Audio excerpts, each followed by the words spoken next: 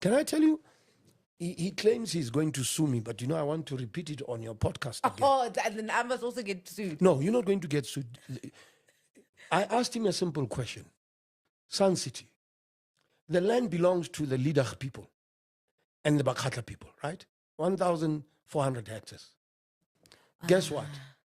1994, instead of restituting the land to the rightful owners, they transfer the land to national government, right?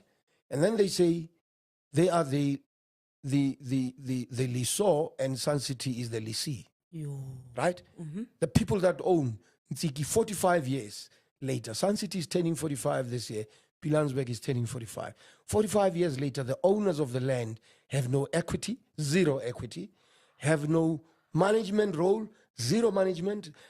SunCity is run by people from outside of the Northwest.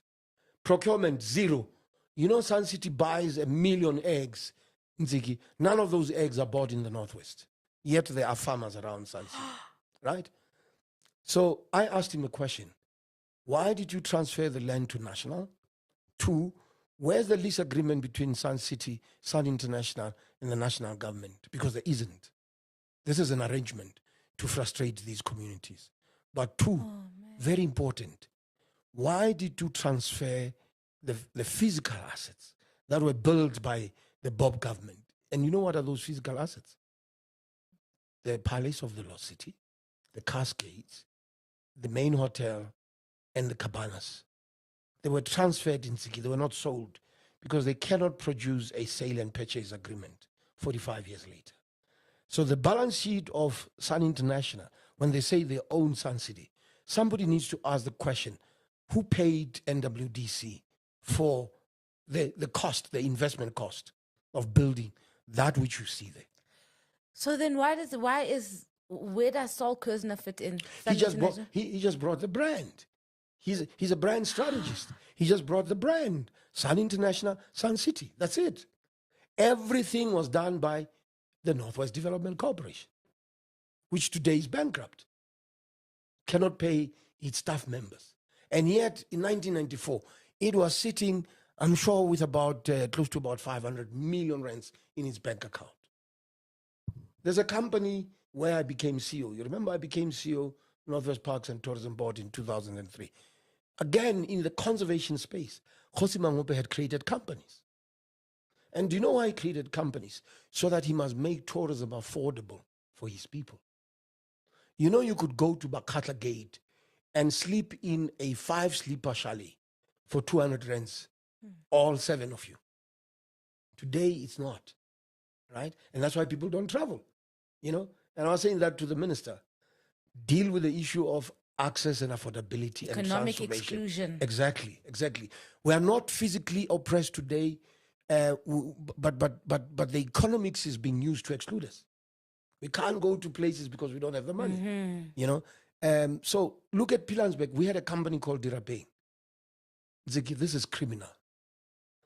Dirapeng, when I left, had a balance sheet of 500 million. Today has a 0 balance sheet. Because some premier called Supra Maumapilo decided to sell it for 1 rand to a company called Northwest Development Corporation. 1 rand. This Dirapeng has 50% shares in a company called Pilanesberg Resorts. Guess who is the other partner? His name is Bart Dorenston. And guess what? Bart is the guy who owns the Michelangelo. Bart is the guy who owns the Da Vinci. Bart is the guy who owns the Leonardo, the latest, tallest building. Where did he get the money from? From the Pilanesberg. Do you know why? He's never declared dividends since 1991. That's why they got rid of me. Because every time they see me, there's institutional memory. 2, I'm very knowledgeable about these issues. That's why I'm the most hated guy in the Northwest. But I'm still standing. I'm still standing. Because every time I see them and I said, Bart, where are the dividends? It's criminal what the ANC has done in the Northwest. But they have no conscience. And when I say the ANC, I know I'm talking about an organization. The individuals it has deployed in the Northwest are evil people, are criminals. What they did to me personally, but what they've done to the people of the Northwest. You know, there's no water in the towns in the Northwest. There's no water. Go and see Mafikeng. It's full of potholes today.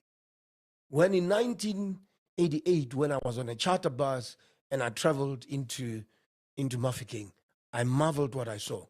I saw Africans in charge, driving the best cars. Mega City was the first ever built shopping mall in Africa, for your information.